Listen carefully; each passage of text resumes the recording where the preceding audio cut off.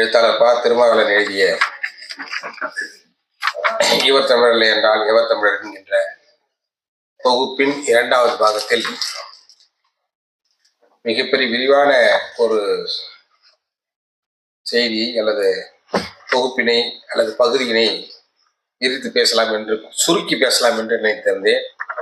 ஆனால் ஐயா அவர்கள் சொன்னது போல மாப்போசியுடைய கதையை பேசினாலே அது குறைந்தபட்சம் மாதம் 2 ஆகும்.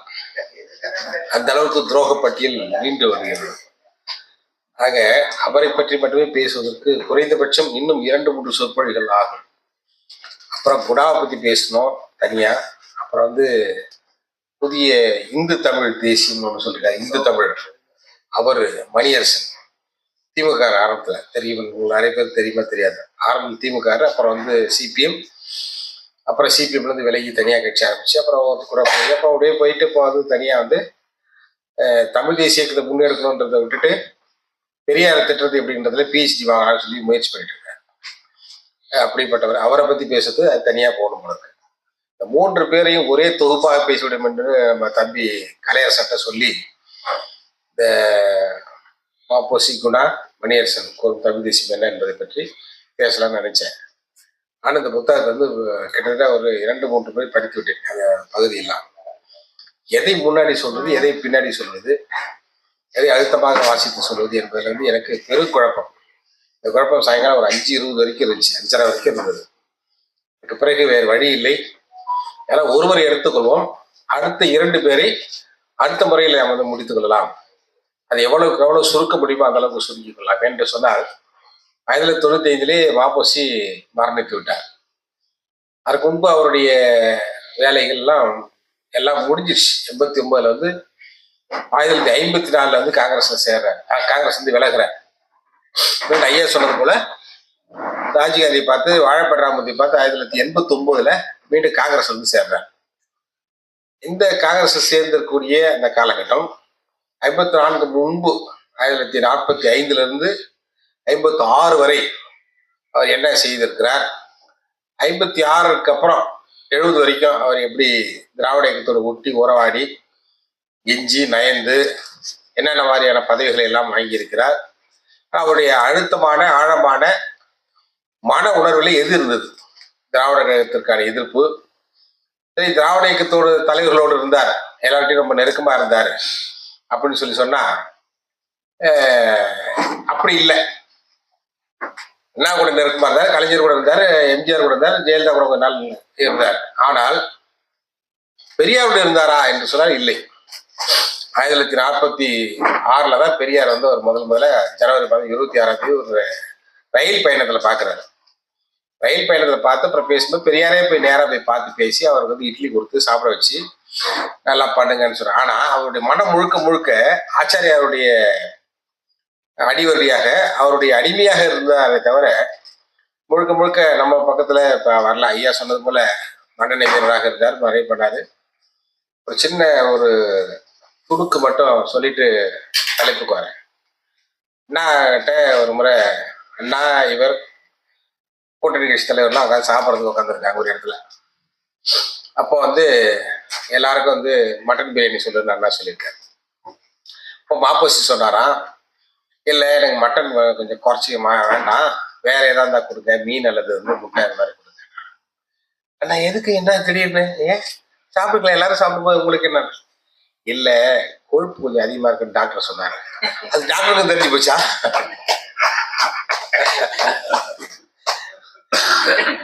ஏன்னா டாக்டருக்கு தெரிஞ்சு போற அளவுக்கு ஆயிடுச்சு அவங்களுக்கு. டாக்டருக்கு தெரியற அளவுக்கு இருக்குல்ல அப்படின்னு சொல்லி சிரிச்சாரா. அப்போ மாப்போசியோட முகம் போன போக்க பார்த்துக்க. இப்படி இல்லாம அப்படி இல்லாம வேற வழி இல்லாம அவர் அப்படியே கொஞ்சம் அப்படியே மயங்கி தயங்கி சுணங்கி அப்புறம் சாப்பிட்டுருக்காரு. அது வேற விஷயம் வச்சுங்க. இது மாப்போசி எப்படி சொன்னாங்கன்னு நம்மளாம் ஏங்க இப்படிலாம் பேசுறீங்கன்னு சொல்லி கோவம் வந்துருக்கும். அவருக்கு பதவி தானே. ஆசிரியர் தான் பலமுறை சொல்லுவார், மகா பதவி பேசிக்குவார். மாப்போசியே மகா பதவி பேசியவர் அப்படின்னு சொல்லி பேசுவாரு.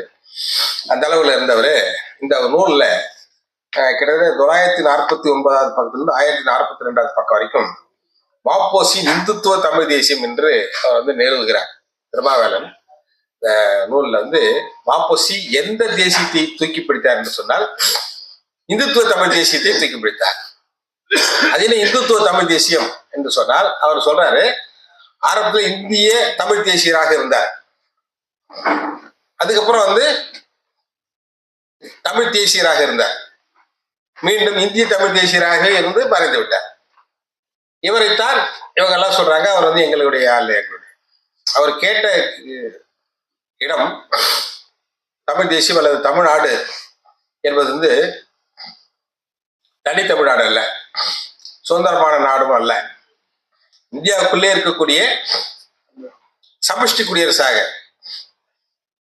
அது மிக முக்கியமாக சொல்ல வேண்டும் என்று சொன்னால் இந்தியாவுக்கு அடங்கி இருக்கக்கூடிய ஒரு நாடாக தமிழ்நாடு இருக்கணும் அப்படின்னு சொல்லி அவர் விரும்புறார். எப்படி விரும்பும்போது நாம் எப்படி அதை வந்து ஆதரிக்க முடியும்? இல்லை, 1963 அண்ணா அவர்கள் திராவிட நாடு பிரிவினை கோரிக்கை சில காரணங்களுக்காக கைவிடும் போது உடனே ஆதரிச்சு வந்து எழுதுறார்.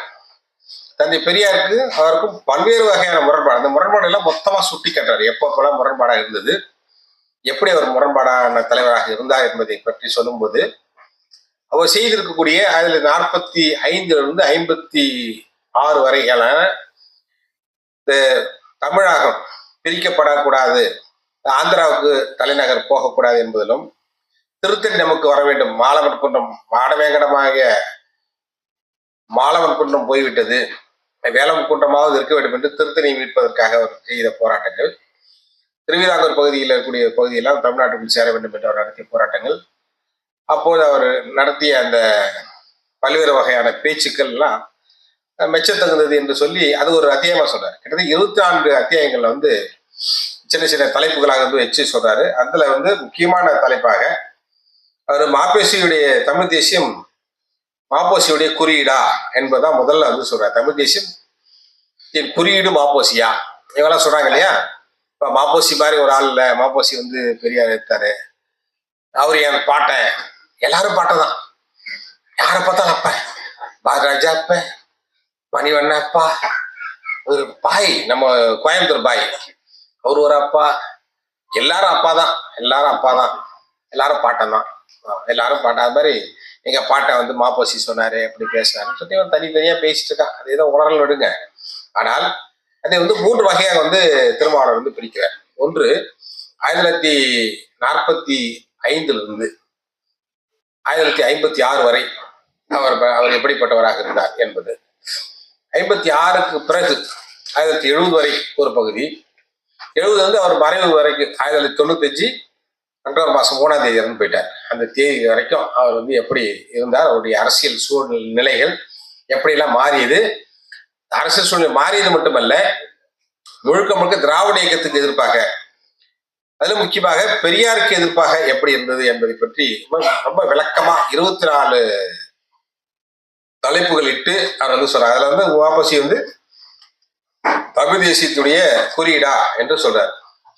அவர் சொன்ன இது வந்து திராவிட இயக்கத்தை வந்து எதிர்ப்பது தமிழ் தேசியத்துடைய குறியீடு என்று அவர் முடிவு பண்ணார். இதுல வந்து 1951 50-51 இந்த 2 ஆண்டுகள் மிக கடுமையாக திராவிட கழகத்தையும் பெரியாரையும் வந்து எதிர்க்கிறார். 46 தான் தமிழரசு கழகம்ங்கிற ஒரு கட்சி வந்து தொடங்குறார். அது எப்படின்னா காங்கிரஸ்குள்ளேயே வந்துட்டு ஒரு கட்சி தொடங்குறது. ஏன் காங்கிரஸ்குள்ளேயே ஒரு கட்சி தொடங்குறார் என்று சொன்னால், அந்த கட்சி தான் ஆச்சாரியாருக்கு ஆதரவாக இருக்கக்கூடிய ஒரு அணி திரட்ட வேண்டும் என்கிறதுக்காக ஒரு கட்சிக்கு மெல்லவும் முடியாம விழுங்க முடியாம ஒன்றும் முடியல. அதே சமயத்துல ஆச்சாரியுடைய சூழ்ச்சி நான் நினைப்பது புத்தகத்துல இல்லை, நான் நினைப்பது என்னவென்று சொன்னால், ஆச்சாரியுடைய நேரடி எதிரி காமராஜர். காமராஜர் எதிர்க்க வேண்டும் என்று சொன்னால் அவருடைய சமூகத்திலிருந்து ஒருவரை பிடித்து அவருக்கு எதிராக நிறுத்த வேண்டும் என்பது ஆச்சாரியுடைய வேலையாக இருக்கும் என்று நான் நினைக்கிறேன், நான் கருதுகிறேன், என்னுடைய கருத்து. ஆக அவரை வந்து கொம்பு சீவி விடுறார். ஆச்சாரியார் வந்து காமராஜருக்கு எதிராக மாப்போசி கொம்பு சீவி விடுறாருன்னு நான் நினைக்கிறேன். 46 வைக்கிறாரு. தமிழரசு கழகம் ஒன்று வச்சு, தமிழரசு கழகம் தனியா இவரு தனியா போராட்டம் பண்றாரு, தமிழரசு கழகம்ன்ற பேர்ல அறிக்கை விடுறாரு, நிறைய பண்றாரு. இப்ப அவங்கெல்லாம் வந்து காங்கிரஸ்ல இருங்க, இல்லைன்னா அந்த கட்சியோட வெளியில போங்க அப்படின்னு சொல்லக்கூடிய ஒரு சூழல் வரும்போதுதான் வழியே இல்லைன்னும் போது 1954 காமராஜர் முதலமைச்சர் ஆயிடுறாரு. இனிமேல் காமராஜர் எதிர்க்க முடியல. தான் வச்சு சட்டாம்பிள்ளை என்ன சொல்கிறாரோ சட்டாம்பிள்ளைத்தனமாக காமராஜர் வந்து செய்யறாரு.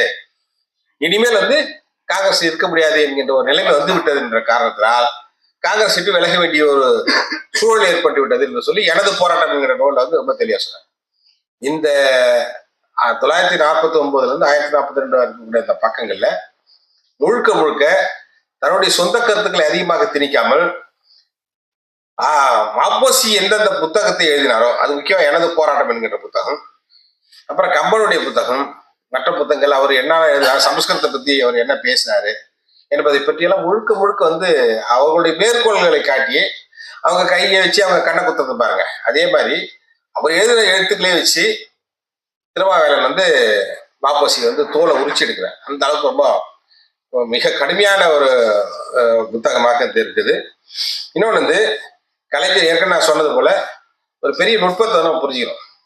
ஆரம்பத்துல வந்து திராவிட இயக்கத்தை வந்து பேசுறாரு.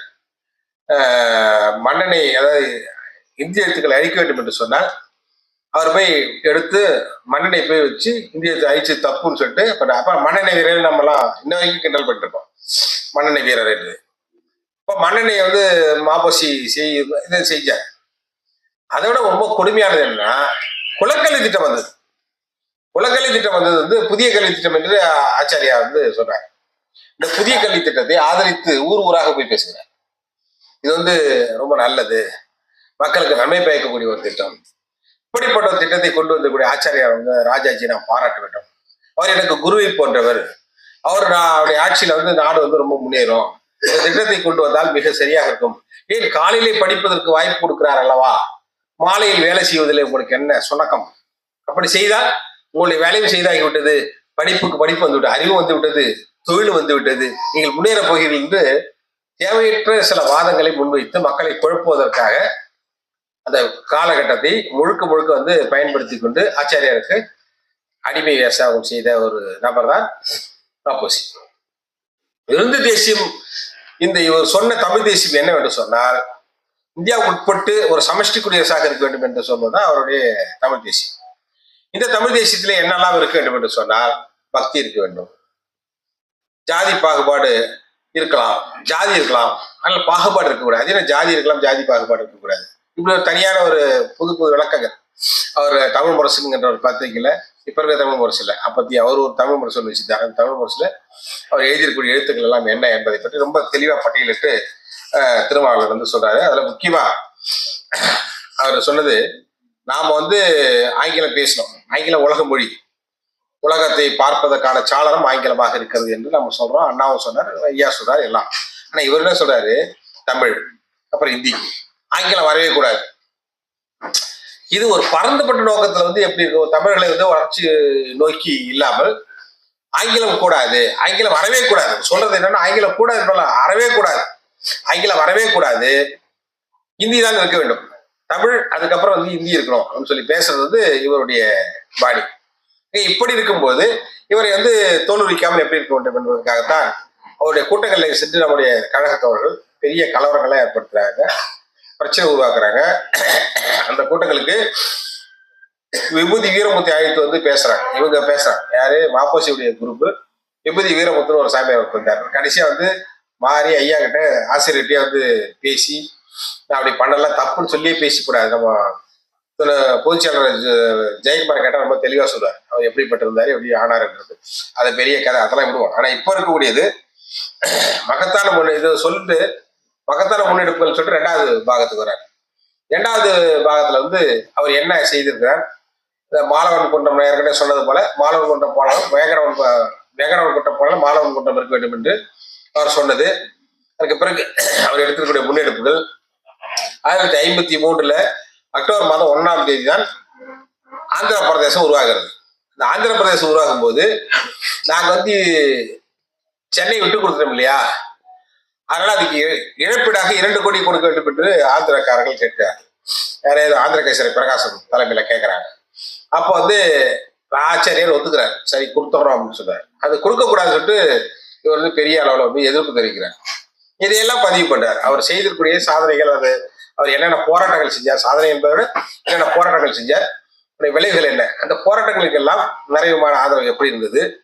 அதே போல நடத்தியிருக்கக்கூடிய போராட்டங்கள் எந்த அளவுக்கான விளைவுகளை ஏற்படுத்தி இருக்குது என்பதை மிக விரிவாக இரண்டாவது பாகத்துல வந்து ரொம்ப தெளிவா சொல்றாரு. அந்த சொல்லும் போதுதான் தமிழிசை கழகம் எப்படி போனது, இந்த புதிய வானிலே மொழிவாரி மாகாணம் வந்து எதற்காக வந்து நான் ஆதரிக்கிறேன், மொழிவாரி மாகாணம் பிரிக்கும் போது இவர் சொல்றார், மொழிவாரி மாகாணத்தை வந்து நாம் வந்து ஆதரிக்கிறோம். ஏன் ஆதரிக்கிறோம்னு சொல்லி சொன்னா, ஒன்று அரசியலுக்காக ஆதரிக்கிறேன், அடுத்து பொருளாதாரத்திற்காக, பொருளாதார முன்னேற்றம், மொழி என்பது வளர வேண்டும், இது கலாச்சாரத்திற்காக வந்து நான் வந்து வரவேற்கிறேன் என்று சொல்லி அதை வந்து ரொம்ப தெளிவா வந்து சொல்லியிருக்கேன். அடுத்ததாக ஆப்போசிக்கும் ஐயா பெரியாருக்கும் இருக்கக்கூடிய முரண்பாடுகள் என்னென்ன முரண்பாடுகள் என்பது வந்து சொன்ன ஏற்கனவே ஆரம்பத்தில் நான் சொன்னது போல 1946 வரைக்கும் மாப்போசி பெரியாரை சந்திக்கவே இல்லை. கடைசி அவர் சந்திக்கல. 1906 பிறக்கிறார் மாப்போசி. ஐயாவுக்கும் மாப்போசிக்கும் கிட்டத்தட்ட 27 ஆண்டுகள் வித்தியாசம். அதேவர் அவர் பாலபருவத்தில் இருக்கும்போதே தந்தை பெரியார் வந்து பொது வாழ்க்கைக்கு வந்து விடுகிறார். கிட்டத்தட்ட அவருடைய 12-13 வயதுல பெரியார் பொது வாழ்க்கைக்கு வந்து விடுகிறார். அவரை பற்றி பல்வேறு செய்திகளை கேட்கிறாங்க. ஆனா இவர் வந்து அங்க போக மாட்டேங்கிறார். என்ன பயம்னா, ஒண்ணு அவர் வந்து எழுத்துருவார்ன்ற ஒரு பயம், அந்த கொள்கை இங்க மாறிடுவோமோ என்கின்ற பயம், இன்னொன்று ஆச்சரியார் நம்ம மேல் கோவப்படுவார் என்பது அந்த பயத்துக்காக அவர் வந்து போகாம இருக்கார். 46 ரயில்ல வந்து பார்த்து பேசுறார் தந்தை பெரியார், நீங்க உங்களுடைய வேலையை செய்யுங்க, நான் எங்களுடைய வேலை செய்யணும், தேவைப்படும் போது வந்து நம்ம ஒன்னா சேர்ந்து செய்யலாம்னு சொல்லிட்டு பெரியாராகவே போய் பேசுகிறார். ஆனால் பெரியாருக்கு ஆதரவு கரம் நீட்டுவதற்கு மாப்போசி தயாராக இல்லை. என்று சொன்னால், அன்று இந்தி கூடாது என்று ஐயா சொல்கிறார், இந்தி வேண்டும் என்று அவர் சொல்கிறார். சமஸ்கிருதம் கூடாது என்று சொல்கிறார் பெரியார், சமஸ்கிருதம் வேண்டும் என்று பேசுகிறார் மாப்போசி. இடஒதுக்கீடு வேண்டும், வகுப்பாரி பிரதிநிதித்துவம் வேண்டும் என்று சொல்லுகிறார் பெரியார், வகுப்பாரி இடஒதுக்கீடு வேண்டியதில்லை, இடஒதுக்கீடு என்பது கூடாது என்று சொல்லுகிறார் மாப்போசி. இப்படி ஒவ்வொரு பிரச்சனைகளும் பார்ப்பனருடைய ஆதரவு, பார்ப்பனர் இல்லாத ஆதரவு வேண்டும், பார்ப்பனுடைய ஆதிக்கம் கூடாது என்று சொல்கிறார். இல்லை, பார்ப்பனர் நமது தெய்வங்கள், அவங்களை வந்து விளக்கக்கூடாது என்று சொல்லி நேருக்கு நேராக பேசுகிறார். கம்பனை தூக்கி பிடிப்பது என்னுடைய கடமை என்று மாப்போசி சொல்கிறார். இல்லை, கம்பன் கூடாது, கம்பனை அறவே ஒழித்து கட்ட வேண்டும். நான் ஒரு இலக்கியத்துல வந்து ஓமைகளும் ஓமையானங்களும் அதிகமாக இருந்தாலே அது வந்து வளர்ச்சி இல்லை, அது அடிமைத்தனத்தை உருவாக்குறதுன்னு சொல்லி தந்தை பெரியார் சொல்கிறார். இப்படி ஒவ்வொரு விஷயத்திலும் வந்து தந்தை பெரியாரோட முரண்படுகிறார். அப்படி எப்படியெல்லாம் முரண்படுகிறார், எப்பப்பெல்லாம் முரண்படுறார், எந்தெந்த காலகட்டத்தில் வந்து அவர் வந்து ஆச்சாரியார் வந்து சொல்லி இவர் செய்கிறார் என்பது வந்து சொல்றாங்க. 1954 பிறகு கட்சி விட்டு, காங்கிரஸ் கட்சி விட்டு அவர் வந்து துரத்துறாங்க. தனியா அவர் தமிழிசை கழகத்தையே நடத்துறாரு. இப்போ செங்கோல் என்கின்ற ஒரு பத்திரிகை வந்து நடத்துறாரு. இந்த செங்கோல் பத்திரிகையில தான் நூலாசிரியர் திருமாவளவன் சொன்னார், செங்கோல் பத்திரிகையில் இறுதி வரை ஈழத்திற்கு எதிராக எழுதுறார். ஒன்றுபட்ட இலங்கையை எழுதுறார். இலங்கையராக இருக்கணும், இலங்கையை தான் இருக்கணும் அப்படின்னு சொல்லி பேசுறார். இலங்கையாக இருக்க வேண்டும், ஈழம் என்பது கூடாது, நான் வந்து காந்தியின் வழியிலே வந்தவன், நான் முழுக்க வந்து அகிம்சைவாதியாக இருந்தவன். அகிம்சைவாதியாக இருந்த காரணத்தினால் பிரபாகர் மட்டுமல்ல, டேலாவாக இருந்தாலும் சரி, ERS இருந்தாலும், EPLF இருந்தாலும் சரி, மற்ற இயக்கங்களாக இருந்தாலும் யாருமே அங்க இருக்கக்கூடாது, இவங்கெல்லாம் பயங்கரவாதிகள். ஒரு பக்கம் எங்க அண்ணன் பிரபாகரன், இன்னொரு நாள் வந்து எங்க அப்பா பிரபாகரனுடைய பிள்ளை நான் அப்படின்னு ஒருத்தன் சொல்றான். ஆனா பிரபாகரனுக்கு எதிராக, ஈழத்திற்கு எதிராக, புலிகளுக்கு எதிராக, புலிகளை பயங்கரவாதிகள் என்ற முத்திரை குத்தி கடைசி வரை இந்த கருத்தை கொண்டு வந்து வைத்திருந்த மாப்போசியை எங்களுடைய தமிழ் தேசிய தந்தை அவரு என்று சொல்வது எவ்வளவு பெரிய முரண்பாடு. சரி, தமிழ் தாய் வாழ்த்து என்பதுல வந்து இவருக்கு வந்து உடன்பாடு இருக்கிறதா என்று சொன்னால் இல்லை. ஆனால் ஒரு நல்வாய்ப்பாக தமிழ் தாய் வாழ்த்து வந்து இவர் வந்து மேலவையில இருக்கும்போது, MLA இருக்கும்போது கொண்டு வராங்க. மேலவை தலைவராக இருக்கும்போது தமிழ் தாய் வாழ்த்து 1974 கலைஞர் கொண்டு வரார். இப்ப 71 வந்து தோத்து போயிடுறாரு மயிலையில. 67 தான் ஜெயிக்கிறார். 67 2 இடம் கொடுக்குறாங்க, 2 இடத்துல வந்து 2மே ஜெயிக்கிறாங்க. ஒண்ணு திருத்தணி, இன்னொன்னு வந்து தியாகராய நகரம், சரி மயிலாப்பூர். மயிலாப்பூர் என்று வெற்றி பெறுகிறார். அப்போ தந்தை பெரியார் சொல்றாரு, பெரியாருக்கான முரண்பாடு முதல்ல சொன்னதே நூலாசிரியர் சொல்றது என்னன்னா, அவருக்கு வந்து மந்திரி பதவி கொடுக்க போறாங்கன்னு சொல்றாங்க. ஐயா சொல்ற மந்திரி பதவியா, மாப்போசிக்கா, இதை விட வேற வேணையே வேண்டாம், மாப்போசிக்கு மந்திரி பதவி, இது உண்மையா, எப்பவும் கூட எல்லாம் விடுதல் அந்த மாதிரி போடும், இது உண்மையா சொல்லி போட்டு செய்தி போட்டு மாப்போசிக்கு மந்திரி பதவி கூடாது என்று சொல்றாரு. என்ன சொன்னா அது கெடுத்துறாரு. ஏன்னா ஆச்சாரியுடைய அடிவருடி. எப்படி ஆச்சாரியர் வந்து ஆட்சிக்கு வந்தோடனே இப்ப அண்ணா போய் பெரியாரை பார்த்ததுக்கு பிறகு இவர் வந்து தேனில முடிந்து விட்டதுன்னு சொல்லி ஆச்சாரியார் சொல்றார். அண்ணா வந்து ஆமாம் உண்மைதான், வாழ்க்கை தொடங்கி விட்டது என்று சொல்லுகிறார். பண வாழ்க்கை தொடங்கி விட்டது, தேனில முடிஞ்சு போச்சுன்னு சொல்லி சொல்றாரு. இதற்கப்புறம் வந்து அவருக்கு நீங்க வந்து மந்திரி பதவி கொடுத்தா எந்த வகையில மோசமாகும்னு சொல்லி பாக்குறாரு. ஆனா கொடுக்க முடியல. இந்த வன்மம் அந்த பெரியார் மேல் கூடிய வன்மம் அவருக்கு வந்து கடைசி வரை தொடர்கிறது. இது எப்படி தொடர்றது என்பதை பற்றி இந்த அத்தியாயங்கள்ல முழுக்க முழுக்க வந்து அவர் வந்து சொல்றாரு. ஏன் பெரியார் வந்து வேணாம்னு சொன்னாரு. ஜனவரி மாசம் 26 1947 தான் பெரியார் வந்து பாக்குறாரு இவரை. அப்புறம் ஏன் வந்து எதிர்ப்பு தெரிவிக்கிறார் என்பதை பற்றி ரொம்ப தெளிவா சொல்றாரு.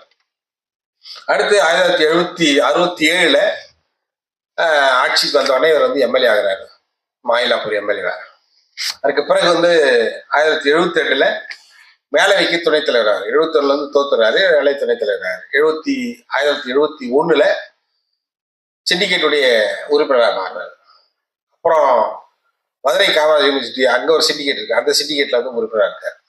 இப்படி 1967 இருந்து 1989 வரை 86 வரை மேலவை எம்ஜிஆர் கலைக்கிற வரைக்கும், மார்ச் மாசம் மேலவையை கலைக்கிறார் எம்ஜிஆர். அது வரைக்கும் இவர் வந்து பதவியிலே இருக்காரு. ஒண்ணு அண்ணாவுடைய திமுகவில் இருந்தார் பதவியில, அப்புறம் கலைஞருடைய திராவிட முன்னேற்ற இருக்காரு. 1971 வந்து மீண்டும் போட்டி போறாரு, தோத்து போறாரு. ஆனாலும் என்ன பண்றாரு கலைஞர் 72 அவருக்கு வந்து மேலவையுடைய துணைத் தலைவராக கொடுக்குறார். மேலவை துணைத் தலைவர் கொடுத்தா மேலவை துணைத் தலைவர் முடிஞ்சு இவர் நம்ம சிபிசி சிற்றரசு இறந்து போயிறார் தலைவர். பிறகு அவரை துணைத் தலைவராக எம்ஜிஆர் மாத்து 1978. 78 இருந்து கடைசி வரைக்கும் 1986 மேலவை கலைக்கக்கூடிய வரை, மார்ச் மாதம் கலைக்கும் வரை மாப்போசி அந்த பதவி சுகத்தை அனுபவித்துக் கொண்டு மேலவை தலைவராக இருக்கிறார்.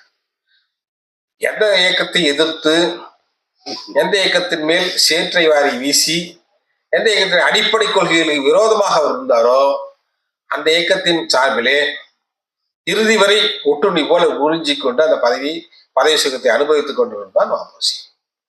இதான் அந்த புத்தகத்திலிருந்து காணக்கூடிய விரைவி கிடக்கக்கூடிய ஒரு மிகப்பெரிய செய்தி. இந்த செய்திகள்ல ஒரு சில வந்து சில படிச்சாதான் படிக்கும் போது அது வந்து உங்களுக்கு வந்து புரியும். அந்த படிக்கிறது வந்து ரொம்ப நேரமா எடுத்துக்க போறதில்ல, ரொம்ப குறைவான நேரத்துல எடுத்துக்கிறேன். அடுத்து வந்து ஏன் வந்து மாப்போசி வந்து இப்போ தமிழ்நாட்டுகளுக்கு வந்து வேண்டாம் அப்படின்றாருன்றது வந்து ரொம்ப தெளிவா சொல்லியாச்சு. இன்னொன்னு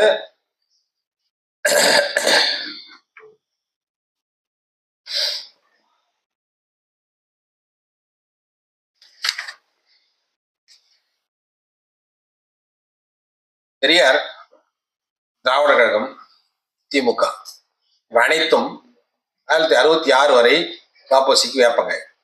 அதை வந்து அவர் எழுதுறது வந்து சொல்றாரு. திக திமுக இரண்டுமே பிரிவினைவாத இயக்கங்கள் என்று மாப்போசி விமர்சித்தார். மாப்போசி விமர்சித்த சொல்றாரு. 1963 திராவிட நாடு பிரிவினையை அண்ணா கைவிட்ட போது மகிழ்ச்சி தெரிவித்தார் மாப்போசி. அனுபவமற்ற அரசியல்வாதிகளின் வெற்று ஆரவாரம் என்றார். திகாவிடம் இருந்து அண்ணா பிரிந்து வந்த போதே திராவிட பிரிவினை கைவிட்டுவிட்டு தேசிய ஒருமைப்பாட்டு கொள்கைக்கு உடன்பாடு தெரிவித்திருக்க வேண்டும் என்று சொல்கிறார். மாப்போசி பிரிவினையை அண்ணா கைவிட்டது தன்னுடைய சாதனை என்று சொல்லிக்கொண்டார். இவருடைய சாதனையை அண்ணா சொல்லிட்டாங்க. அண்ணா 1963 திராவிட நாடு பிரிவினை கோரிக்கை வந்து நான் பத்தி கைவிடுறோம், ஆனால் அதுக்கான காரணங்கள் அப்படியேதான் இருக்கிறது என்று சொன்னது வந்து உண்மை. ஆனா அதுக்கான காரணமே தான் சொல்லி தனக்கு தானே தம்பட்டம் அடித்துக் கொள்ளக்கூடிய ஒரு மோசமான ஒரு பிறவியாக இவர் வந்து இருந்திருக்கார். அடுத்ததாக அவர் சொன்ன அந்த வார்த்தைகள், இதுக்கப்புறம் அப்படி மாப்போசி என்ன ஆனாருங்கிறத சொல்றாரு. பெரியார் எப்படி வந்தாரு, அப்புறம் மாப்போசி என்னவா ஆயிட்டாருன்னா கடைசியா வந்து திராவிட இயக்கங்களுடைய காலடியில விழுந்து பதவி பிச்சை கேட்டு வாங்கிட்டு போனாரு.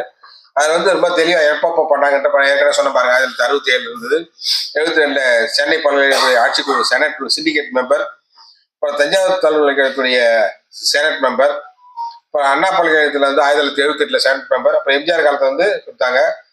1972 பத்மஸ்ரீ பட்டம், அப்புறம் 1976 தமிழ் இளைய நாடக மன்றத்துடைய கலைமாமணி பட்டம். கலைமாமணி இருக்கும், நடிகைகளுக்கு கலைமாமணி, இந்த நடிகருக்கு கலைமாமணி, இந்த எல்லாமே கொடுத்துருக்காங்க. அதே சென்னை பல்கலைக்கழகத்துல டாக்டர் பட்டம் வந்து கொடுக்குறாங்க. அண்ணாமலை பல்கலைக்கழகத்துல டாக்டர் பட்டம். அப்புறம் வந்து எல்லாத்தையும் வந்து சொல்லி 1954 விலகி கட்சியில 1989 போய் சேர்ந்துறாரு. அதுக்கப்புறம் 1989 வந்து 95 மறந்து போகிறார். இவருடைய உடல் எதற்காக இருந்தது, இந்திய தேசியத்திற்காக இருந்தது. அவர் சொல்கிறார், திருமாவளவன் சொல்கிறார், ஒரு உடல் இந்து தேசியத்துக்காக இருந்தது. ஏற்கனவே சொன்னது போல இந்திய தேசியராக ஆரம்பிக்கிறார் வாழ்க்கை. தமிழ் தேசியர் என்று பேசுகிறார். இவர்கள் சொல்லக்கூடிய தமிழ் தேசியத்துடைய விளக்கம் என்ன என்பதை இன்று வரை தமிழ் தேசியத்தை பேசுறோம் யாருமே சொல்லல. இப்ப நம்மளே கேட்கலாம், திராவிடம்னா என்ன சொல்லு. திராவிடம் என்றால் என்ன? நீ திராவிடம்னா என்னன்னு கேளு. என்னன்னு தெரியல, இன்ன வரைக்கும் ஒன்றும் சொல்லல. கூட ஒரு தேசிய தமிழ் தேசியத்தை சொல்றாரு, இவர் ஒரு தேசியத்தை சொல்றாரு, மணியேஸ்வர் தமிழ் தேசியத்தை சொல்றாரு, வாப்போசி ஒரு தமிழ் தேசியம் சொல்றாரு. தமிழ் தேசியம் என்று சொன்னால் என்ன? ஆனால் தந்தை பெரியார் சொன்னது இந்தியத்திற்கு வெளியே இருக்கக்கூடிய நாடு, தனித்தமிழ்நாடு என்று சொன்னால் இந்தியத்திற்கு வெளியே இருக்கக்கூடிய நாடு. இவங்க என்ன சொல்றாங்கன்னா இந்தியாவுக்குள்ளேயே இருக்கக்கூடிய தமிழ்நாடு, இந்தியாவுக்குள்ளேயே இருக்கக்கூடிய சுதந்திர தமிழர். முக்கியமான இலாக்காக்கள் ஒரு 5-6 இலாக்காக்கள் மட்டும் மைய அரசாங்கம், அவர் சொல்ற வார்த்தை மைய அரசாங்கத்தில் இருக்க வேண்டும், மீதிலாம் மாநில அரசாங்கத்துல இருக்கணும். அதுல சமஷ்டி குடியரசாக தமிழ்நாடு இருக்க வேண்டும் என்பதுதான் என்னுடைய கொள்கை அப்படின்னு சொல்றாரு. அதுதான் உடல் தேசியத்திற்காக இருக்கக்கூடியது. மொழிவாரி மாநிலங்களை பத்தி எப்படி சொன்னாருங்கிறத பத்தி முழுசா சொல்லிட்டு அடுத்து ரொம்ப முக்கியமானது என்ன சொல்றேன்னா, உள்ளம் சமஸ்கிருதத்துக்காக, உடல் தேசியத்துக்காக, இந்திய தேசியத்துக்காக, உள்ளம் எங்க இருக்குதுன்னா சமஸ்கிருதத்துக்காக. அதற்கு ஒரு உதாரணத்தை அல்லது சம்பவத்தை சுட்டி காட்டி எழுதுகிறார். 1984ஆம் ஆண்டு சமஸ்கிருதத்துக்காக ஒரு மாநாடு நடக்குது. இந்த மாநாட்டுல போய் பேசுறார். பேசும்போது சமஸ்கிருதம் ரொம்ப ஆஹா ஓஹோன்னு தூக்கிச்சு பேசுறாரு. நான் ஒரு காலமும் சமஸ்கிருதம் எதிர்த்தது கிடையாது. சமஸ்கிருதம் மாதிரி ஒரு உலக பெரிய பொது மொழி எதுவும் இல்லை. அதில் இருக்கக்கூடிய இலக்கியங்கள் என்ன இருக்கு தெரியுமா? தமிழோட மிக அதிகமாக இருக்கிறது. ஏன் அதை புகழாம இதை பற்றி நான் எந்த மொழியை நான் வேண்டாம் என்று சொன்னது கிடையாது. இந்த மொழியை நான் வேண்டாம் என்று சொல்லுவேனா? இது எனக்கு அறிவை கொடுத்தது. சமஸ்கிருத புலவர்கள் என்ன சொல்லுகிறார்களோ அதைத்தான் சங்ககால புலவர்கள் சொல்கிறார். இவர் சொல்ற வார்த்தை. சமஸ்கிருத புலவர்கள் தமிழ் சங்ககால புலவர்கள் சமஸ்கிருத புலவர் என்ன சொல்கிறார்களோ அதை சங்ககால புலவர்களும் சொல்லியிருக்கிறார்கள். சங்கம் என்பது இருந்ததா இல்லையா, இது யாருடைய கட்டுக்கதை என்பதற்கான விவாதம் இன்னும் ஓடிக்கொண்டிருக்கிறது. ஆனா இவர் புதுசா சொல்றாரு. அப்படி சொல்லிட்டு அதை பத்தி பேசுறாரு. அப்போ அந்த பேச்சை தொகுத்து நீங்கள் போடணும்னு சொல்லி யாரா கேட்கறாங்க. அப்ப அதுக்கு ஒரு புத்தகம் போறாரு. அந்த புத்தகம் தான் தமிழும் சமஸ்கிருதமும் சொல்லிட்டு ஒரு புத்தகத்தை எழுதுறாரு. அந்த புத்தகத்துல சமஸ்கிருதத்துக்கு இருக்கக்கூடிய இல்லாத சிறப்பில் இவர் ஏற்றி சொல்லி அந்த புத்தகத்தை எழுதி அந்த புத்தகத்தை கொடுக்குறாரு. இப்ப நாம தமிழ் தேசியத்தில் வைக்கக்கூடிய ஒரு கேள்வி, உங்களுக்கு தமிழ் தேசியம் வேண்டுமா, வாப்போசி சொன்ன சமஸ்கிருத தேசியம் வேண்டுமா? நியாயமா கேட்க வேண்டிய ஒரு கேள்விதான். இதை நூலாசிரியர் கேட்கிறார். நூலாசிரியர் நேரடியாக கேட்கவில்லை என்று சொன்னாலும் அவர் சமஸ்கிருதத்தை ஆதரிச்சார். சமஸ்கிருதத்தை ஆதரித்த அந்த மாப்போசி தமிழை ஒதுக்கி வைப்பது போல தமிழ் தான் பேசுறாரு, தமிழ் தான் வாழ்வு கொடுக்கிறது, தமிழை பேசி தமிழனுடைய இலக்கியங்களை கரைத்து கொடுத்து அதில் சிலப்பதிகாரத்தில் ஒரு 200 பாடல்கள், கம்பராமாயணத்தில் ஒரு 300 பாடல்கள் எல்லாம் மனப்பாடம் செய்து அதை மேடைக்கு மேடை ஒப்பித்து அதன் மூலமாக தன்னுடைய ஜீவனத்தை பெருக்கிக் கொண்டிருக்கக்கூடியவர். திராவிட இயக்கத்தை திட்டுவதால் பார்ப்பனர் கொடுக்கக்கூடிய அந்த சன்மானத்தால் வயிறு வளர்த்தவர். இப்போ அப்படி பேசுறார், அப்போ அப்படி பேசியிருக்கிறார். அங்க சமஸ்கிருதம் எந்த அளவுக்கு அவர் பேசியிருக்காரு அப்படிங்கிறத சொல்றாரு. அப்போ ஒரு வார்த்தை சொல்றாரு, சென்னை மாவட்ட நூலக ஆணைக்குழுவின் தலைவர் பொறுப்பில் இருந்த நான் இருந்தபோது மத்திய நூலகத்திலும் தென் சென்னையிலும் உள்ள பிரதான நூலகங்களிலும் சமஸ்கிருத நூல்களை வாங்கி வைக்க ஏற்பாடு செய்தேன். சமஸ்கிருதம் அரசியல் சட்டப்படி அங்கீகரிக்கப்பட்ட மொழியாக இருப்பது இந்துக்களுக்கு மகிழ்ச்சி தரக்கூடியதாகும். யாருக்கு? இந்துக்களுக்கு மகிழ்ச்சி தரக்கூடியதாகும். இஸ்லாமியர்களுக்கோ கிறிஸ்தவர்களுக்கோ மகிழ்ச்சி தரல, ஹிந்துக்களுக்கு மகிழ்ச்சி தரக்கூடாது. எல்லா ஹிந்துவும் சமஸ்கிருதம் ஒத்துக்குவாங்க. இப்ப ஒரு கேள்வி நமக்கு இயல்பாக வருகிறது அல்லவா? அவர் சொல்றது மகிழ்ச்சி தர சமஸ்கிருதம் பேச்சு மொழியாகவும் செய்யப்படுமானால் அதற்காக தமிழை தாய்மொழியாக கொண்டவர்கள் வருந்த போவதில்லை, வரவேற்கவே செய்வார்கள். திருக்கோயிலில் அர்ச்சனையில் சமஸ்கிருதத்துக்கு இடம் இருக்க வேண்டும். இடம் இருக்கணுமா சொல்றாரு. திருக்கோயிலில் சமஸ்கிருதத்திற்கு இடம் இருக்க வேண்டும். அருச்சனை வழிபாடு தமிழில் நடைபெறுவதற்கு தடையில்லாத வகையில் அர்ச்சகருக்கு சமஸ்கிருதத்தில் பயிற்சி அளிப்பதற்கு தமிழக அரசு குறிப்பாக அறநிலைத்துறையின் கடமையாகும். இந்துக்களுடைய பொது மொழியான சமஸ்கிருதம் சைவ வைணவ திருக்கோயில்கள் அனைத்திலும் பயன்படுத்தப்பட வாய்ப்பு இருக்க வேண்டும். இது மதம் சம்பந்தப்பட்ட விஷயமாகும். மதம் சம்பந்தப்பட்ட விஷயம் என்ன பண்ணும்?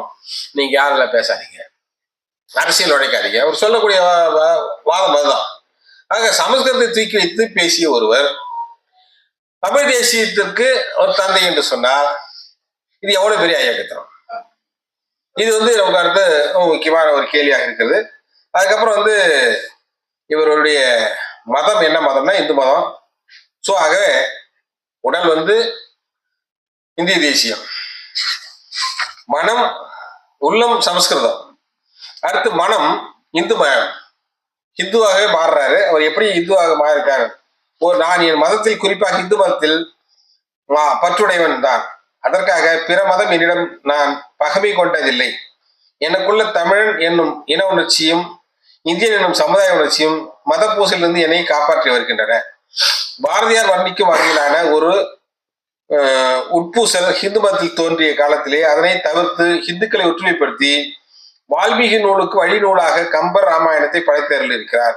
உண்மை என்னவென்றால் கம்பருக்கு முன்பே இளங்கோடிகள் தமது சிலப்பதிகார காப்பியத்தில் ராமனை அவதார புருஷன் என கூறியுள்ளார். இருக்கட்டும், கம்பருக்கு சொன்னாரு, அப்புறம் இளங்கோடிகளே சொன்னாருன்னே இருக்கட்டும்.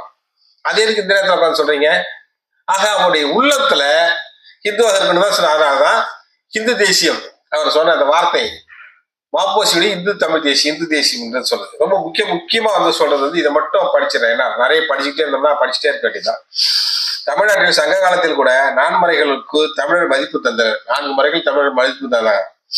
சங்க காலத்தை அடுத்து தோன்றிய சிலப்பதிகாரத்திலும் வேதம் பெருமையோடு குறிப்பிடப்படுகிறது. ஆனால் தேவார திவ்ய பிரபந்த காலத்திற்கு பின் வேதத்தில் பெருமை மறைந்தொழிந்தது. தேவார திவ்ய பிரபந்த காலத்துக்கு பிறகு வடமொழி வேதத்தை புறக்கணிக்க தாய்மொழி பற்றும் காரணமானது. வடமொழியை புறக்கணிக்க தாய்மொழி பற்று காரணமாக இருந்தது. எப்படி வடமொழியை புறக்கணிக்கிறாங்க? ஏன் புறக்கணிக்கிறாங்க? தாய்மொழி பற்று ஒரு இயல்பான ஒன்று. ஏன் நீ உன்னுடைய மொழியின் மேல் ஆதிக்கம் செலுத்தும் போது உன்னை புறக்கணிப்பதில் எங்களுக்கு எந்த விதமான தயக்கமும் இல்லை. ஆக நாங்க புறக்கணிக்கிறோம். சமஸ்கிருதம் தான் இருக்கணும்னு சொல்லும் போது தமிழுடைய இடத்தில் சமஸ்கிருதம் தான் மேலோங்கி இருக்க வேண்டும் சொல்லும் போது புறக்கணிப்பது இயற்கையான ஒன்று, எல்லா இடத்திலும் நடக்கிறதா. அதை சொல்றாரு. இதனால் தாய்மொழியான தமிழுக்கும் மதமொழி பாரு, இந்து மதமொழி, தாய்மொழிங்க தமிழ் மொழி, மதத்துக்கான மொழி. அப்படின்னா என்ன அர்த்தம்? அவர் ஏற்கனவே சொன்னார் பாருங்க, அர்ச்சனை செய்வது சமஸ்கிருதத்துல பண்ணணும் சொன்னாரு. அதை சொன்னார் மீண்டும். இதனால் தாய்மொழியான தமிழுக்கும் மதமொழியான சமஸ்கிருதத்துக்கும் இடையே பூசல் தோன்றி அது போராட்டமாக வளர்ந்தது. சிவன் கோவில்கள் எல்லாம் சைவ ஆகமத்தையே கடைபிடிக்கலாயின, வேதாகமங்களை கைவிட்டன. வேதாகமங்களை கைவிட்டு தப்புன்றார். சிவாகமம் தமிழ்ல அர்ச்சனை செய்யறாங்க இல்லையா, அதெல்லாம் தப்பு. சிவாயனமான்னு சொல்றதே கூட தப்பு. அது எப்படி சொல்லும்? ஷாயனமாக சொல்லும். அவர் சொல்றது அதான் கைவிட்டது. வேத ஆலயங்கள் கைவிட்டன. இது வேத மதத்தை பிளவுபடுத்தியதோடன்றி தமிழும் பிளவுபட காரணமானது. எப்படி பாருங்க, வேத மதத்தை பிளவுபடுத்துவது தமிழும் பிளவுபட காரணமாயிட்டு. சமஸ்கிருதம் தமிழினம் எவ்வளவுக்கு எவ்வளவு மோசமான நிலைமைக்கு போனதுங்கிறது தெரியும். மணிப்புறவாள நடைன்னு ஒன்று இருந்தது, நிறைய பேருக்கு தெரியும். மணிப்புறவாளம் என்று சொன்னால் சமஸ்கிருதமும் தமிழ் கலந்து பேச, அது வைணவர்கள் அதிகமா பேசுவாங்க. இந்த மணிப்புறவாள நடையே கூடாது என்று தமிழாக சொன்னதுதான் நிறைய ஆழ்வார்களுடைய பாசங்கள் வைணவர்கள் சொல்றதா, நாம சொல்ல, வைணவர்கள் சொல்றது. அல்ல அந்த கருத்துக்கள் இருக்கு. ஆனால் இவர் என்ன சொல்றாரு, தாய்மொழி உணர்ச்சி, அதுவும் தமிழ் மொழி உணர்ச்சி இருக்கின்ற காரணத்தினாலே வேத மதம் பிளவுபட்டது. வேத மதம்னா என்ன? பார்ப்பன மதம் பிளவுபட்டது, இந்து மதம் பிளவுபட்டது. அதனால தமிழும் பிளவுபட தோன்றிவிட்டது, காரணமாகிவிட்டது. தமிழ் எங்க பிளவுபட்டுச்சு? சாதியாக பிளவுபட்டது. சோ சமஸ்கிருதம் வந்ததுக்கு அப்புறம் தான் தமிழும் சாதியாக பிளவுபட்டு போனது. அதனால இதை எப்படி சொல்றாருன்னா, நாம உணர்ச்சி வந்தது, தமிழோட உணர்ச்சி வந்த காரணத்தினால் பிளவுபட்டது. தமிழா என உணர்வுகள் நம்முடைய முழக்கம். இந்த முழக்கம் மதங்களுக்கு அப்பாற்பட்டு, சாதிகளுக்கு அப்பாற்பட்டு எல்லாரையும் ஒருமைப்படுத்துது. சோ இந்த உணர்ச்சி கூடாது என்று சொல்கிறார். தமிழ் மூலமாக நீங்கள் ஒன்றுபடக்கூடிய அந்த உணர்ச்சி கூடாது என்று சொல்வது மாப்போசி. அங்க நீங்க மாப்போசி சொன்னதுதான் தமிழ் தேசியம் என்று சொன்னா, எந்த தமிழ் தேசியம் நீங்க சொல்றீங்க அப்படிங்கிற ஒரு கேள்வி எல்லாருக்கும் எழுது. இருக்காங்க பதில் சொல்றதுக்கு தயார். அடுத்து உள்ள இருந்தது இந்து மயம் ஆயிடுச்சு இல்லையா. அடுத்து இந்த மூளை யாருடைய மூளை என்று சொன்னால், அவர் சிந்திக்கிறார் அல்லவா, இந்த மூளை யாருடைய மூளை என்று சொன்னால் அது ராஜேஜுடைய மூளை. அவர் சொல்றார், நூலாசி திருமாவளவன் சொல்றாரு, இது யாருடைய மூளை என்று சொன்னால் ஆச்சாரியருடைய மூளை. இந்த ஆச்சாரியர் முழுக்க முழுக்க இவரை சொல்றதை கேட்டிருக்கார். இவருக்கு இன்ஸ்ட்ரக்ஷன் கொடுக்குறாரு, நிறைய ஆலோசனைக்கு சொல்றார். ஆலோசனைப்படிதான் இவர் நடந்துக்கிறாரு. 84 காங்கிரஸ் விட்டு விலகுவதற்கு காரணம் ஆச்சாரியார் தான். நீ தனியா போய் பண்ணு, உனக்கு என்னுடைய ஆசீர்வாதங்கள்னு சொல்லி சொல்லி தனியா பண்ணாரு. அந்த ஆசீர்வாதம் முடிஞ்சதுக்கு அப்புறம் 67ல அவர் திமுகவுக்கு போறாரு. 66ல போயிட்டு ஆச்சரியார் திமுக கூட்டணியில் சேரும்போது வான்னு சொல்லி தன்னுடைய சிஷியனையும் கூப்பிட்டுக்கிறாரு. வாங்க, நீ வந்துரு, என் கூட தானே இருக்கணுன்ற, வா. அவருடைய மூளை திமுக போகணும்னு சொல்லுது. ஆச்சாரிய இல்ல, உடம்பெல்லாம் மூளையில அவருக்கு. அவருடைய மூளை இவரை கூப்பிடுது. அவர் போறாரு, பதவி கிடைக்குது, நல்ல சுகமான ஒரு வாழ்க்கை. திராவிடத்தை திட்டி அதன் மூலமா கிடைத்த வாழ்க்கை. திராவிடத்தை திட்டினா சிறை கிடைக்காது, சிறப்பான வாழ்க்கை, ஏ கிளாஸ் வசதி கொண்டதெல்லாம் கிடைக்குங்கிறது வந்து அவர் வந்து சொல்றாரு. அது வந்து முழுக்க முழுக்க ராஜாஜியுடைய புகழை வந்து அவர் எப்படி பாடினாரு, ராஜாஜிக்கு தனக்கும் இருக்கக்கூடிய நட்பு, அதாவது தொடர்பு எப்படிப்பட்டது, ராஜாஜியை தான் எந்த அளவுக்கு மதிக்கிறேன் என்று சொல்லி ஒவ்வொரு ராஜாஜி வந்து சொன்னது வந்து அவர் வந்து முழுக்க சொல்றார். அடுத்து இவருடைய குரல், யாருடைய குரல் வந்து மூளையாது, யாருடைய குரல் அவர் பேசுறாருன்னு சொல்லி சொன்னா, இந்த குரல் அப்பொழுதே ஒழித்த பாஜக குரல் சொல்றார். பாஜகவுடைய குரலாக வந்து ஒழிச்சார். அந்த பாஜக குரலாக ஒழித்தது வந்து முழுக்க முழுக்க எப்படின்னா தமிழ் மொழிக்கு முக்கியத்துவம். தமிழ் மொழிக்கு முக்கியத்துவம் என்று சொன்னால் அது ஹிந்து மொழி, இந்து மதத்திற்கான மொழி. இவர் சொல்றது இந்து மதத்துக்கான மொழியாக தமிழையும் சமஸ்கிருதத்தையும் வைத்து மற்ற மதத்திலே வெறுப்புக்காக செய்யறார். இந்த மற்ற மத வெறுப்பை சொல்றார். ஆனா வெளியில சொல்லும்போது நான் மற்ற மதத்தை வந்து நிந்திப்பே நல்லன் என்று சொல்றார். ஆனா இங்க வந்து சொல்லும்போது மற்றவர்கள் வந்து எப்படி வந்து நிந்திப்பதை விட வேற்றுமைப்படுத்தி அவளை தனியாக்குறதுங்கிறது வந்து ரொம்ப தெளிவா சொல்றாரு. அடுத்து இந்த மதம் எப்படி இருந்ததுன்னு சொல்றாரு. அடுத்து இது அப்பட்டமான RSS, யாரு இவருடைய நடவடிக்கை அப்பட்டமான RSS என்று சொல்வதற்கு ஒரு வார்த்தை வந்து சொல்றாரு. அது வேற வழியில் படிச்சே ஆகும். அவர் சொல்றாரு மாப்போசி, பாரதம் ஒரு நூற்றாண்டு காலம் போராடியது என்றால் அதற்கு முக்கியமான காரணம் பாரத மன்னர்களின் அரசியல் உணர்ச்சியை விட மக்களின் மத உணர்ச்சி ஆகும். மத உணர்ச்சி தூண்டிட்டு இருக்கணும், மத உணர்ச்சி ஆகும். அந்நிய நாட்டினருக்கு அடிமைப்படுகிறோம் என்பதிலிருந்து வெட்கத்தை விட அந்நிய மதத்தினருக்கு அடிமைப்படுகிறோம், அந்நிய நாட்டுக்கு அடிமைப்படல, அந்நிய மதத்தினருக்கு பாருங்க, இஸ்லாம் கிறிஸ்துக்கு அடிமைப்படுகிறோம் என்ற வேதனையை ஒரு நூற்றாண்டு காலம் போராடுவதற்கான ஆற்றலை பாரத மக்களுக்கு தந்தது. ஒரு நூற்றாண்டு காலம் போராடுவதற்கான கொடுத்தாங்க. ஆம், அன்றைய தேசியம் மதச்சார்புடையது. தேசியம் என்று சொன்னாலே மதம் சார்ந்திருக்க வேண்டும், மதம் சார்புடையது. இந்தியாவின் அரசியல் ஆதிக்கம் பெற்ற ஆங்கில கிழக்கு இந்திய கம்பெனியாரும் தங்கள் அரசியல் அதிகாரத்தை பயன்படுத்தி இந்தியாவின் கிறிஸ்துவ மதத்தை பரப்ப முயன்றனர். ஏன் இந்தியாவையே கிறிஸ்துவ நாடாக மாற்றிடவும் திட்டமிட்டனர். கிறிஸ்துவ மதத்தை பிரிட்டிஷ் சாம்ராஜ்யத்தை விஸ்தரிக்கும் ஒரு கருவியாக பயன்படுத்தினார்கள். ஆங்கிலேயர் இந்தியர்களை கிறிஸ்தவர்களாக மாற்ற முயன்றனர். பாதிரிகள் பாரதத்தின் தெய்வீக கலாச்சாரத்திற்கு கஜினி மஹமூது தந்த அடி இந்து சமயவாதிகளை விழித்தெழ செய்தது. கஜினி மஹமூது காலம் தொடங்கி அடிக்கடி பாரதத்தின் மீது ஏற்பட்ட இஸ்லாமியரின் படையெடுப்புகள் பாரத மக்களின் அரசியல் உரிமைகளை மட்டுமல்லாமல் மத வழிபட்ட கலாச்சார உரிமைகளையும் தாக்குபவையாக இருந்தன. இஸ்லாமிய கிறிஸ்துவ சமயங்கள் ஒன்றன் பின் ஒன்றாக இராணுவ ரீதியில் பாரத கலாச்சாரத்தின் மீது படையெடுத்து போரிட்டனர். ஒரு குழுவினருக்கு எதிராக இன்னொரு குழுவினர் ஒன்றுபடுவது ஆண்மனைய ஒருமைப்பாட்டு உரிமையாகாது, அதனை தற்காப்புணர்ச்சி என்று சொல்ல வேண்டும். ஒருத்தர் அடிச்சுக்கிறது, சண்டை போட்டுக்கிறதுலாம் அது தற்காப்புணர்ச்சின்னு சொல்லணும். ஆனா அது ஆண்மனைய ஒருமைப்பாட்டுல வரணும். ஆண்மனைய ஒருமைப்பாட்டு உரிமையாகாது, அதை தற்காப்புணர்ச்சி என்று சொல்லுவோம். சண்டை போட்டுட்டா தற்காப்புக்காக சண்டை போடுறாங்க.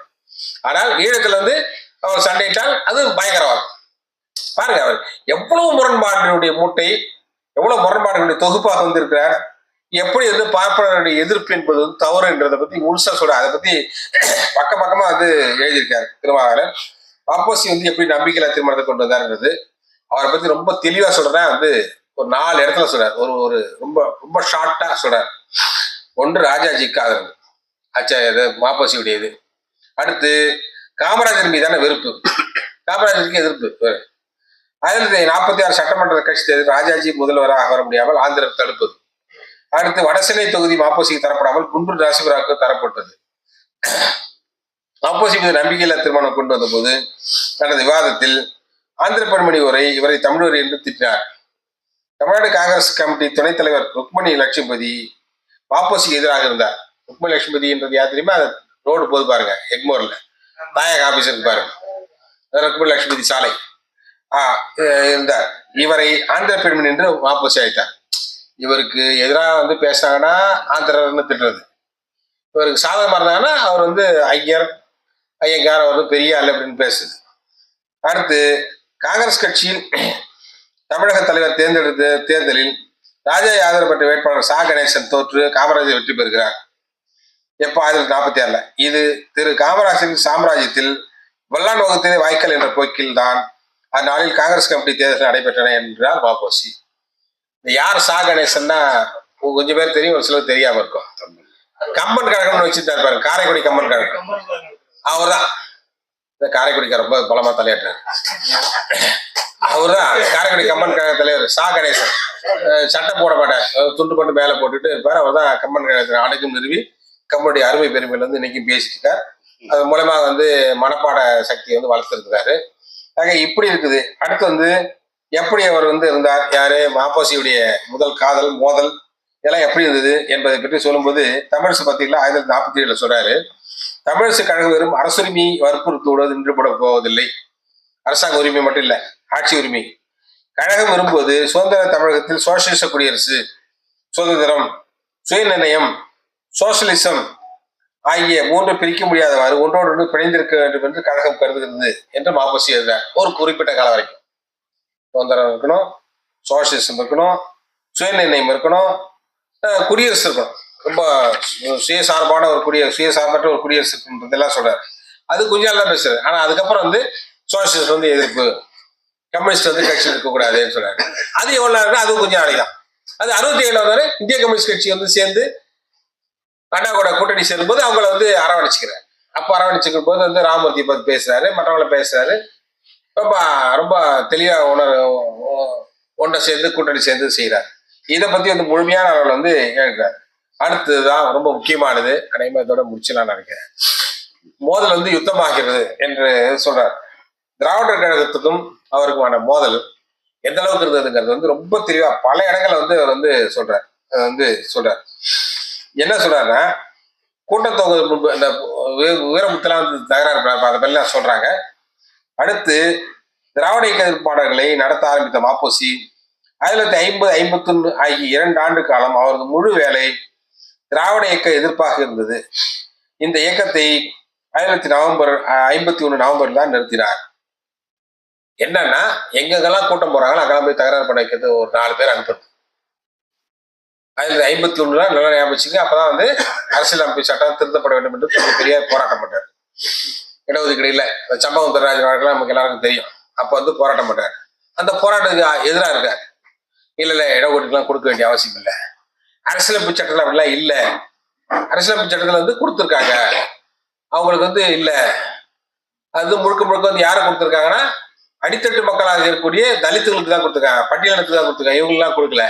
இவங்களுக்கு கொடுத்தாங்கன்னா பெரிய வல்லாதிக்கம் வந்து விடும் என்று பேசுறாரு. அதெல்லாம் பேசுறாரு, ரொம்ப கடுமையாக வந்து பேசுறாரு. அப்படி இருக்கக்கூடிய அந்த காலகட்டம் 1950 வந்து குடியரசு தினம் குடி வருது, அதை வந்து ஆதரிக்கிறார். ஐயா குடியரசு துக்கனால சொல்றாரு, இவர் குடியரசு இன்பனால சொல்றாரு. ஆச்சாரியார் மாப்போசி இன்பனால சொல்றாரு. குடியரசு கூடாது, குடியரசு வந்து என்ன பெருசா வந்துடும் சொல்லி பெரியார் பேச குடியரசுக்கு எதிராக கடுமையாக எழுதுறாரு. இல்ல குடியரசு வேண்டும் என்று இவர் எழுதுகிறார். இப்படி இருக்கக்கூடிய ஒரு மனிதர் தான் வந்து மாப்போசி. இந்த யுத்தம் எப்போ முடியுதுன்னா, தந்தை பெரியார் இருக்கும் வரை மாப்போசி கட்சிக்காரங்களா இல்லை. இவர் சரி தமிழரசு கழகம் என்னாச்சு, 1946 தமிழரசு கழகத்தை ஆரம்பிக்கிறார். 54 காங்கிரஸ் விட்டு வெளியில வராது. அதுக்கப்புறம் தமிழரசு கழகம் இருக்குது. அங்கங்க கூட்டம் போறது, கலாட்டா பண்றது, தகராறு பண்றது. என்னைக்கு குடியரசு தமிழரசு கழகம் வந்து கொஞ்சமா குறையுதுன்னு சொன்னா 1967 எம்எல்ஏ ஆகி சிண்டிகேட் எல்லாம் வாங்குறாரு.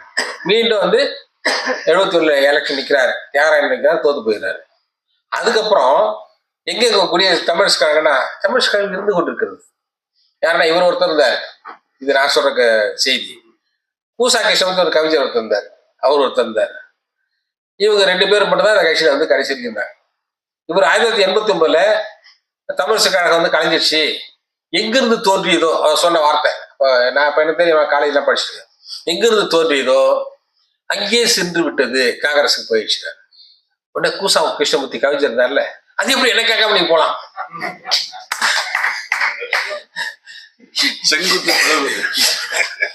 இருக்கிறது 2 பேரு.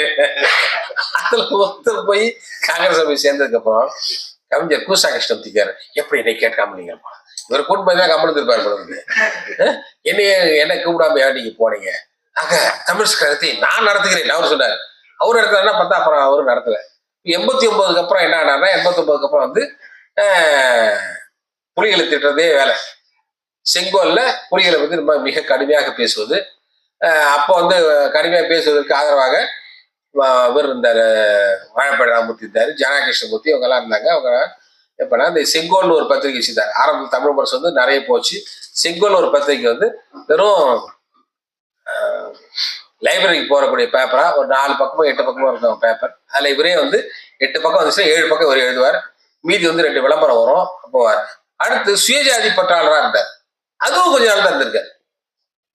கொஞ்ச நாள் இருந்துட்டு மீண்டும் எல்லாருக்கும் இருக்கிற மாதிரி காட்டிட்டு பழையபடி சேர சுயஜாதி பற்றாளராக மாறி போயிட்டார். அதை பற்றி இதுல வந்து ரொம்ப தெளிவா வந்து சொல்லியிருக்கார். எப்படி வந்து போனாரு அப்படிங்கறத வந்து சொல்றாரு. ஆக இவருடைய மாப்போசியுடைய காலகட்டம், மாப்போசி பேசக்கூடிய அந்த பேச்சு யாவும் தமிழ் தேசியத்துக்கு வலுக்கூட்டுவதாக இல்லை. இவங்க பேசக்கூடிய தமிழ் தேசியத்துக்கு வலுக்கூட்டுவையாக இல்லை. இந்திய தேசியத்துக்கு, அது குறிப்பாக இந்து தேசியத்துக்கு வலுக்கூட்டுவையாக இருந்தது. அடுத்த தொடரில் குணாவினுடைய தமிழ் தேசியம் எப்படிப்பட்டது, அதே போல மணியேஸ்வரி தமிழ் தேசியம் எப்படிப்பட்டது ஒரே இதிலே ஒப்புமைப்படுத்தக்கூடிய அளவில் வந்து நம்ம பேசி அதுக்கு அடுத்த 2 சொற்பொழிகளை இந்த புத்தகத்தை முழுமையாக முடித்து விடுவதற்கு தயாராக இருக்கு. வாய்ப்பு கொடுத்த அத்தனை பேருக்கும் நன்றி.